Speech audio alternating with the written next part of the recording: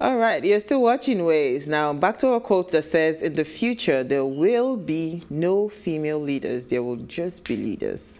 That's a quote by Sheryl Sandberg. Now, Precious Ogun-Michaels is the CEO of Oxford. I think that's the name of the company. She is the group CEO of Oxford Holding, and she's also here to discuss workplace, gender equality, and in management. And of course, well, the focus is on women, just in case you did not know. But thank you so much for joining us. Thank you for having me. So we actually had a conversation yesterday, so interesting, because we're talking about double standards. And I remember how Uti was mentioning that in the workplace, especially when it comes to men and women, they always, the standards are not similar. There's always, when it comes to a woman, they expect certain things from a woman, and for a man it's different. But I just want to hear your initial thoughts on what the current situation of workspace is like for women today, because I know that we have come a long way. It's not business as usual. A lot of glass ceilings have been broken, so we're not where we used to be. And of course, we're not where we're supposed to be right now, but at least we've come far from where we were before. So just tell us the current situation. Probably you break it down for us. Okay, good evening, everyone. Thank you. It's a pleasure to be here. Thanks for having me. Like you rightly said, I'm actually really delighted that this conversation is on the table now, because it's a pointer to the fact that it's getting better. Our realities are getting better. The truth is, it's not as bad as it used to be. True. That's true. We have women CEOs now. We have women entrepreneurs, women doing stuff for themselves. But the truth is, we are still far from where we should be, and it can be a lot better. It can get a lot better. What we have now, we still have a certain way. We used to have a setup where on a board table, if any woman is there, she's probably the secretary or the personal assistant or the executive assistant. But now we are having boards where you have 10 men, 3 women seated, 10 men, 4 women seated. So it's getting better.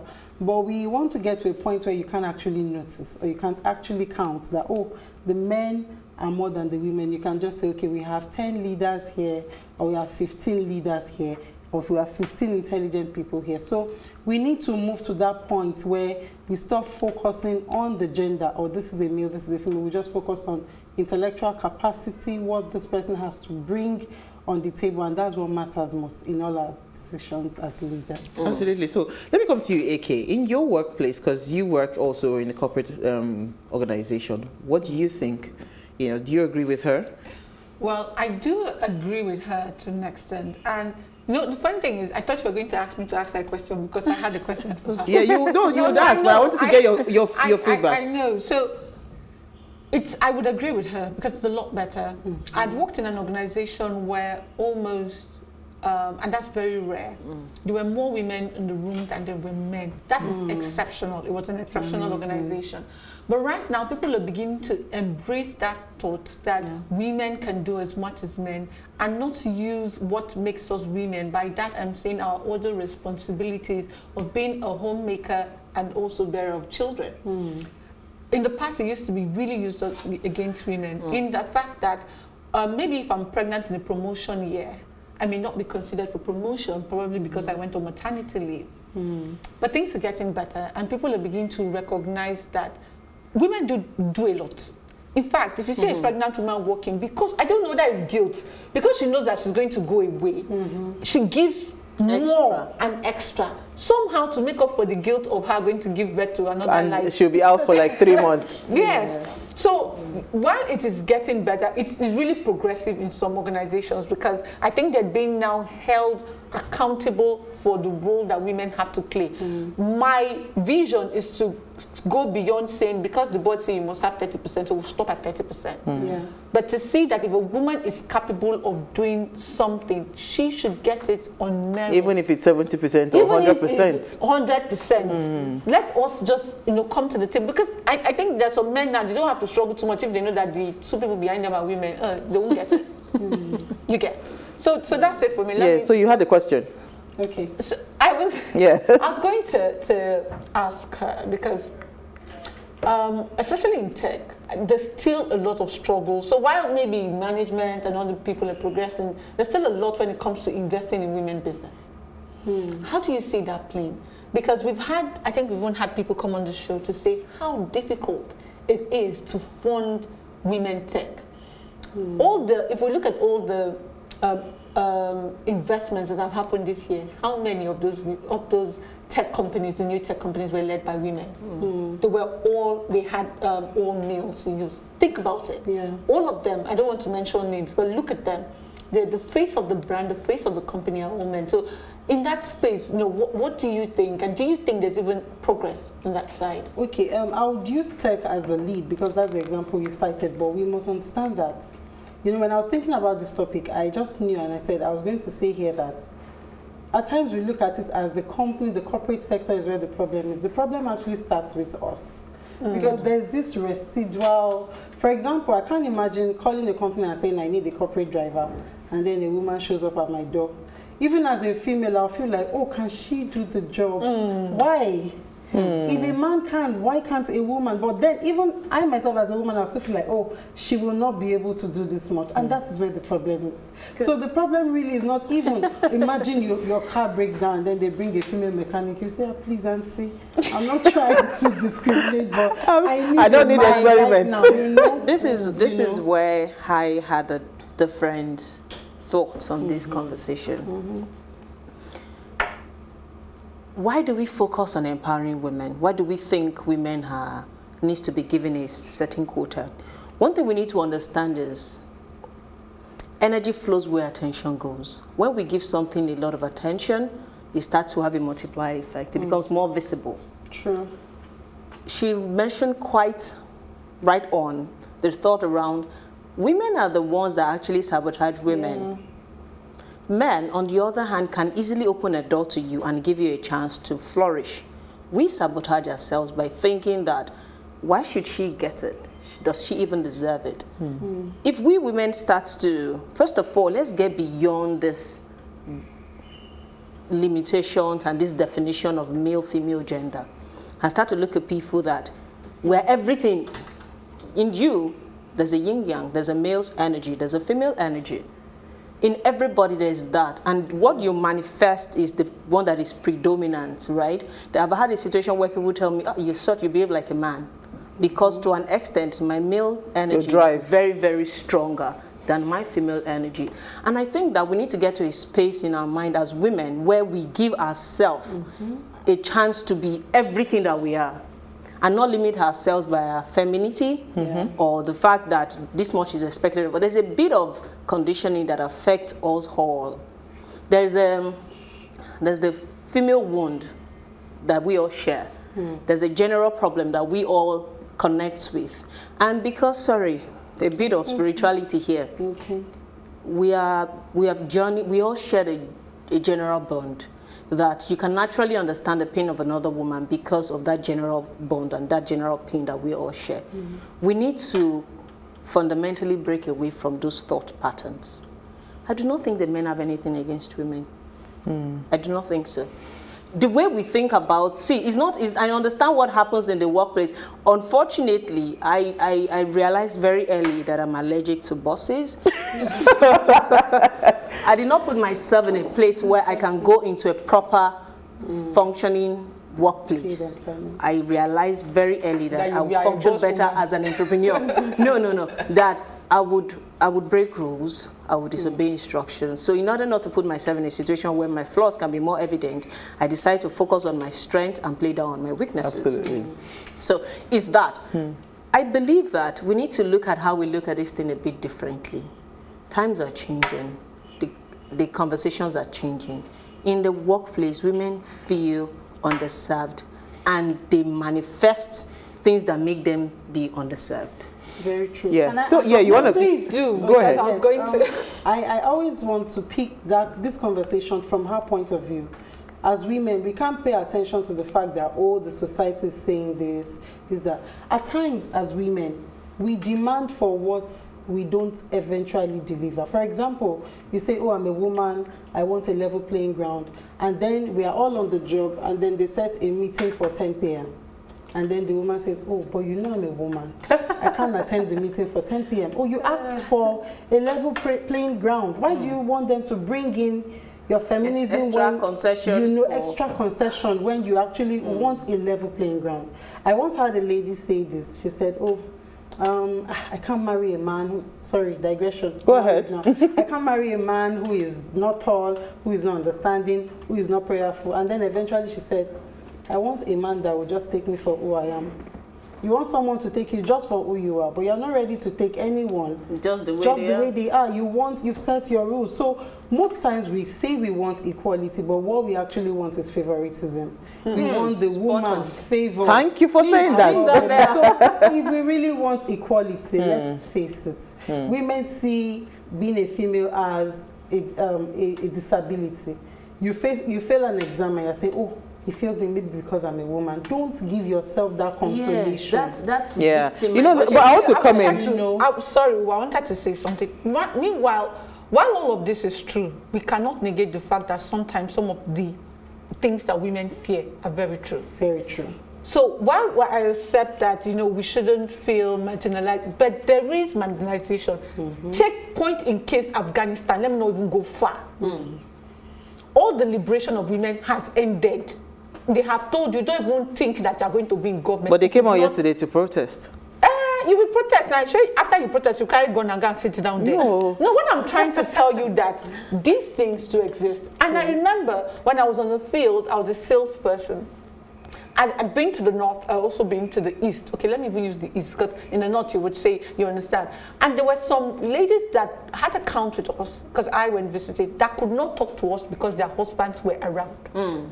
Their husbands dare not know that they have, because they sit in the shop, the husbands should not dare know that they have an account. You don't need it. Why do you need an account? I fend for you. I give you what you need. You do not need any empowerment for yourself. So I've come to the point in case where Milala was talking about, Tammy, was talking about, you know, we're preaching empowerment too much.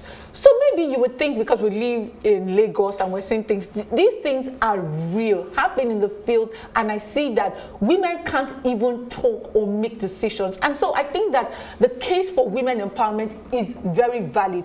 Also valid is the case of you stop seeing yourself, you know, as, you know, helping yourself too. But you see that case of putting efforts to really bring out the women from where they are.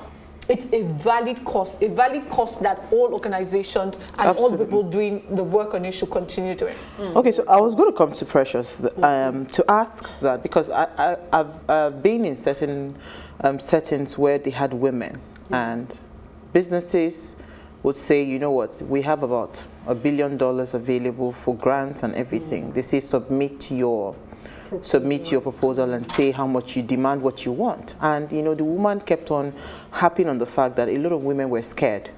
You know, they will come into a room, you are in a room with $1 billion blank check, and you're asking for $10,000. So the business investor looks at you and goes like, are you serious? Did you come here to play? So women are always afraid to take on the big risk. The big risk. Why is that so? I need to address my gender.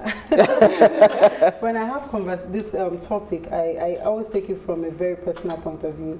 I come from a family of 4 girls, no brother, and I've seen it firsthand how a woman had to struggle to show that I can actually be everything you want in a son and all that. And that's why I always say that when I talk about this topic, I focus on the woman more, because the men, you know, she mentioned that it's actually there. Some people will say, she can't do it, she's just a woman. We can't focus on that problem. We need to focus on the solution. And the solution is, you know, getting our women to stretch their minds, to understand that the brain doesn't have a gender. You can be anything that you want to be. And I always say this, for a woman to, you know, achieve the same result as a man, more often than not, she has to do ×2. If not 3.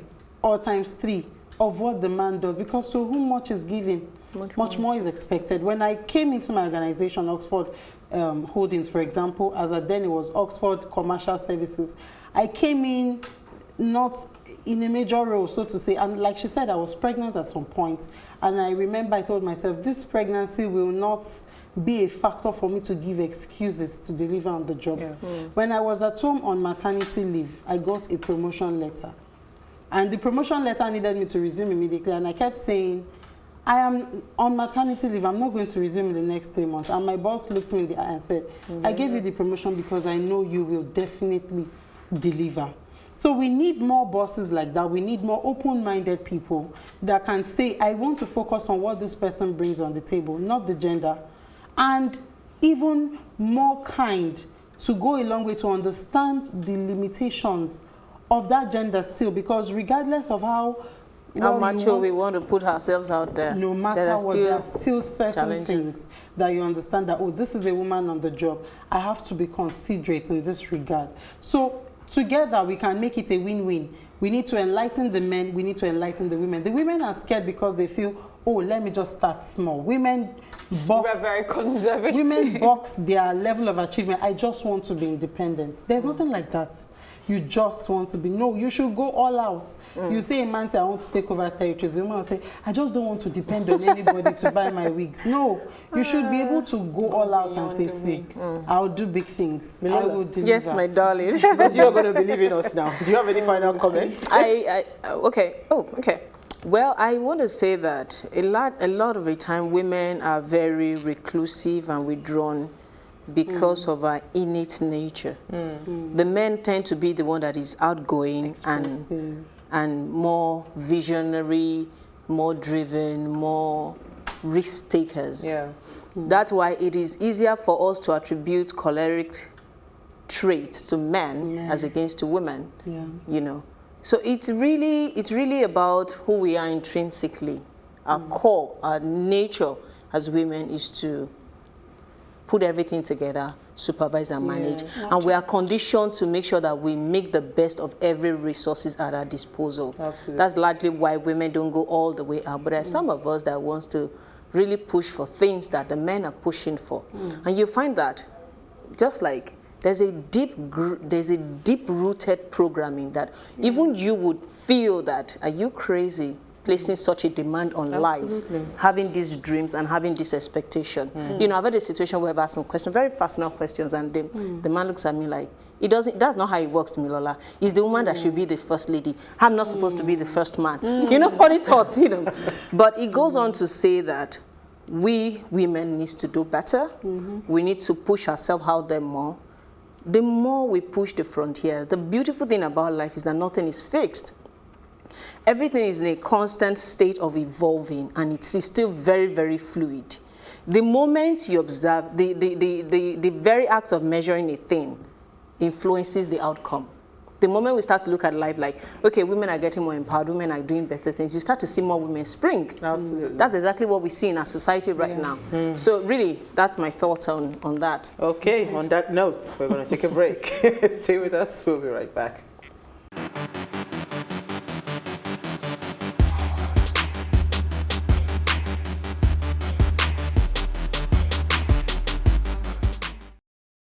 Thanks for staying with us. We're having an amazing chat with Precious Ogun-Michaels on gender equality in the workplace, especially. And we're joined by Uti now. Elu. Hi. Hello. Welcome. She's back. Thank you. So Uti, you had a question. So, I mean, I've been listening to the conversation, and I mean, one of the things that I always talk about when we talk about women is feminism. And feminism has somewhat become a noose around women's necks. And when you were talking about the preferential treatment that women want, how have we gotten ourselves to this point? Is there a narrative? Is it a culture thing that we now believe that have we believed the norm that we are the weaker sex? So we, in our minds, expect that we should be favored. Because when you said it, I stopped to think. I thought, actually, that's right, too. I've never thought of it from that perspective, where you say, I want favoritism. Because I always say, look, it's okay for me to choose not to want to do certain things, but perspective is everything. So when you said that, I thought, oh, you're part of the problem. But how did we get here? Because I don't think it happened overnight. Is it how we're raised? Is it cultural norms? What is it? Okay, yeah, it started with the culture, the norm, the society. We grew up knowing that the girl child clears the dishes, while the boy child sits with the dad in the living room. We grew up to know that the boy child hangs out with dad while the girl child assists mom in the kitchen. All of that is our reality, what we grew up to meet. In the course of correcting it now, we said, okay, no, we want the boy and the girl to be able to do chores, and then the boy and the girl to be able to sit on the table. And then the issue I have with some people who go overboard with feminism is that they now say the boy should do the dishes and the girl should hang out with the dad. The right thing should be a balance. Exactly, it should be a balance. Sorry, let me help you. You can't try to correct one mistake and by creating another. Wrongs don't make it yes. Exactly. So we need to, and one of the mistakes we make is this: we don't appreciate. She was saying something very profound. She said, the women, we have the gift of organizing, managing. The man is the one who is most times the risk taker, but then when they get to, they get there and everything is, they don't know what to do. We need to know how to focus on the strengths of both sexes, both genders rather, and then marry it together to create a beautiful society. We need to stop, so she was asking, how exactly did we get here? We got here by trying to correct a wrong with a wrong. One of the actresses, I think her name is Frances or so, she won an Oscar in 2018 and she said something. She during her acceptance speech, she said, women have a lot of ideas in their head, but to bring it to life, they need to sit on a table. You cannot bring to life what you don't have the platform to express. You don't have the opportunity. So let's just stop the war against one gender and another. Let's stop trying to say one is superior to the other. Let's just see how both can complement each other beautifully, and we put the strengths of the male gender to work, the strengths of the female gender to work, and we all work together to achieve something really beautiful. So we got here by trying to correct a wrong with a wrong. That's why I don't really introduce myself as a feminist. I introduce myself as a successful woman that wants other women to be successful by focusing on their own strengths, by focusing on themselves, not by focusing on what this a still fight. It's a still fight for me. Oh, men. No, don't focus on that. When you bring value to the table, it may take time for people to listen to you, but eventually they will know that you have something to offer and nobody will be able to shut you up. Absolutely. Okay, so I want to take us back to the cat fight. By that I mean when we said that, women are the ones not making other women succeed and all that. Now, I want to ask a fundamental question. Is it because the seats are limited, so there is survival of the fittest? Because, for example, if there's going to be only 2 women sitting, I want to be one of them. So what do you I will think? pull your hair for it. So do you think that this behavior resulted from the limited opportunities that we have? And then how really, if there is a case of limited opportunities, how do we approach this? Well, I would say the behavior is still a condition, is still a function of the society. I would find that when a man buys a car on Instagram, celebrities, and they post it, we say, oh, hardworking guy. When a woman posts the same house, what's she doing? Is it not this movie they are all acting? She has somebody somewhere.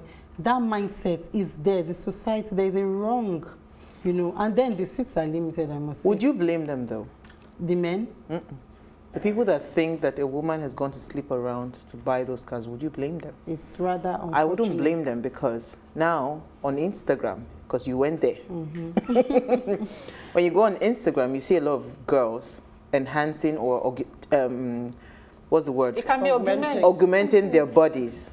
Why do you think they do all of those? Is it because of me?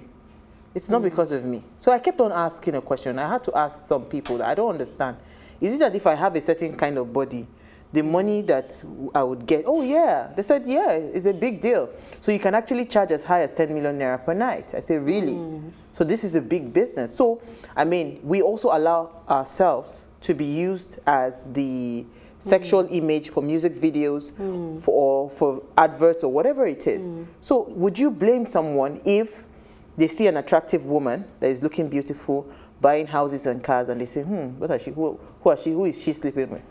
Would you blame them? But it's a bit sad on the part of a woman who actually worked hard to achieve same. But I always say, for example, when I became CEO, that's the first ever group chief executive. The former person was the chairman, and he is a male, he's a man.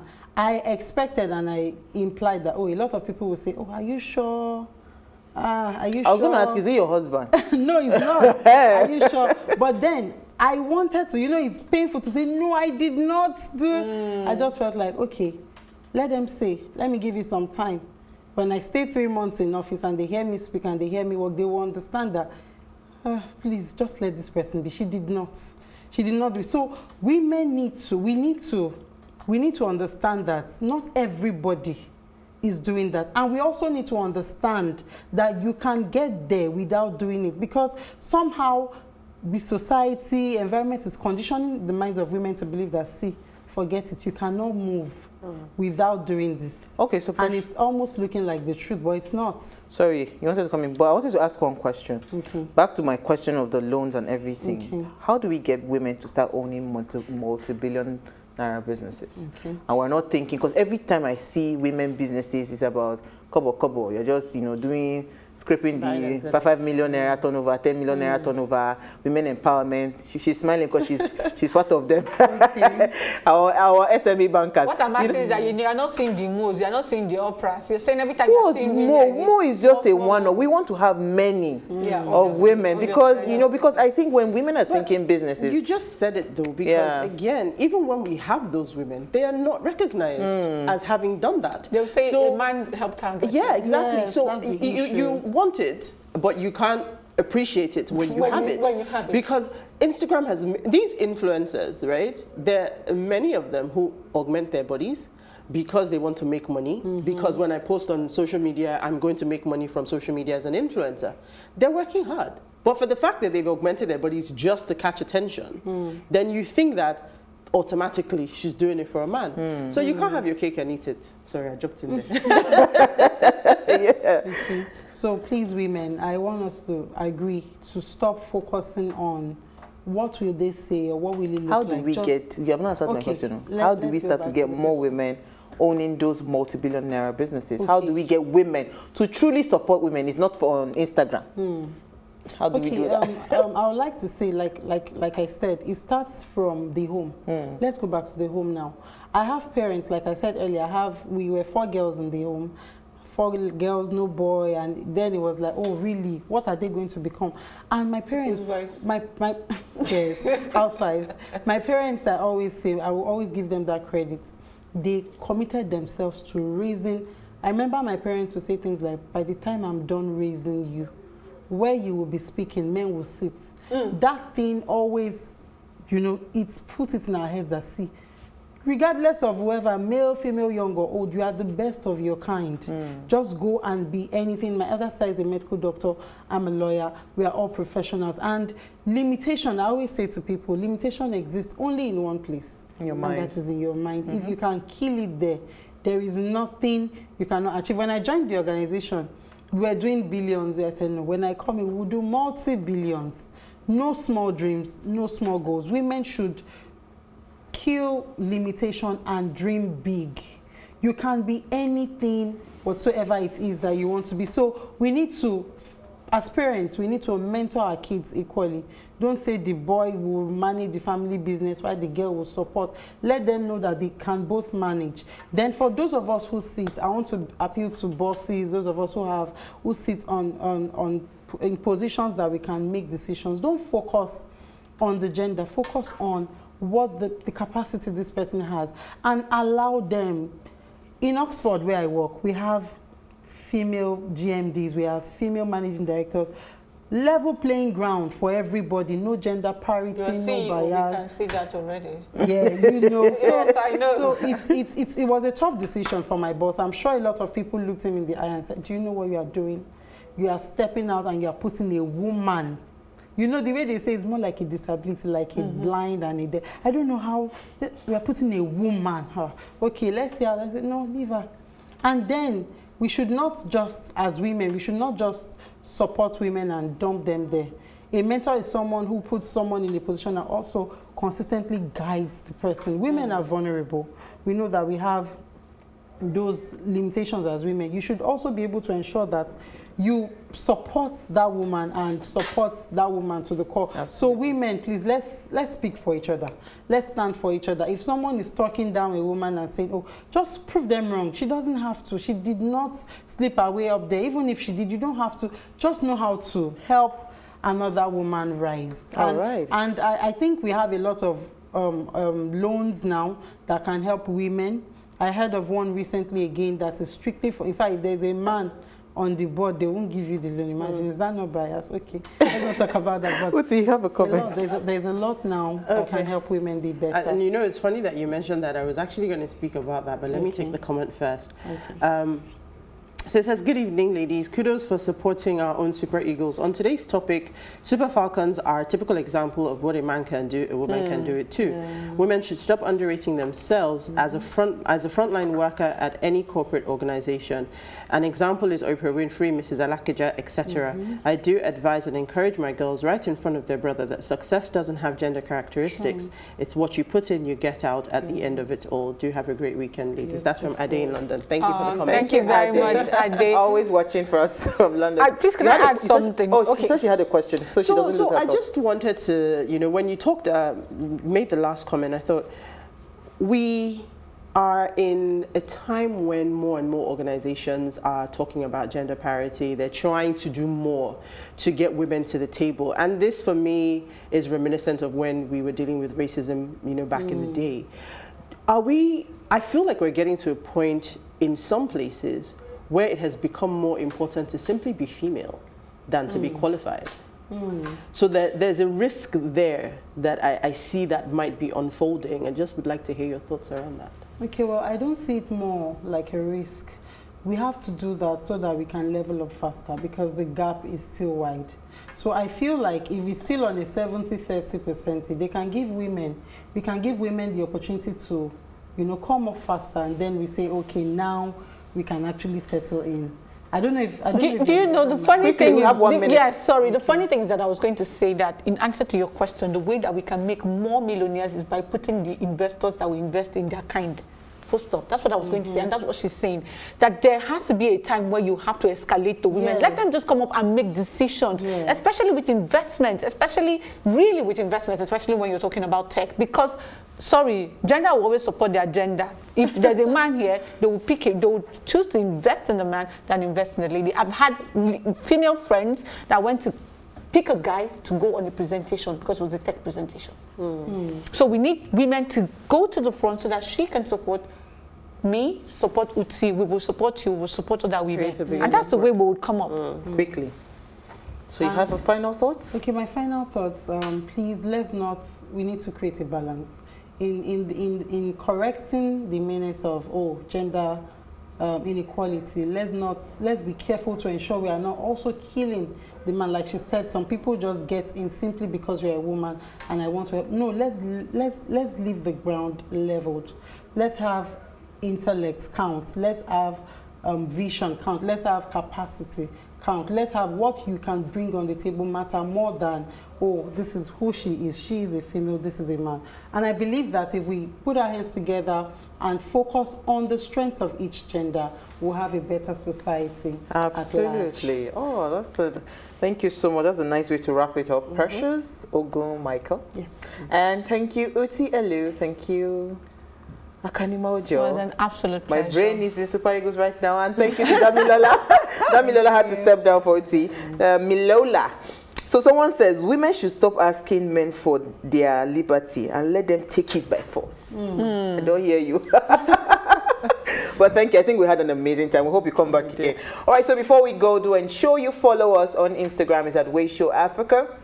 You can interact with us further, drop a comment. And more importantly, we're planning a giveaway to say thank you to you for believing in the Ways brand and following the conversation. So do well to follow us now. Is at PlusTvAfrica. Like, share, invite your friends and family to watch and follow as well. So if you missed today's quote, here it is again. In the future, there will be no female leaders. There will just be leaders. We'll see you guys next week as we bring another great conversation to your screen. Enjoy.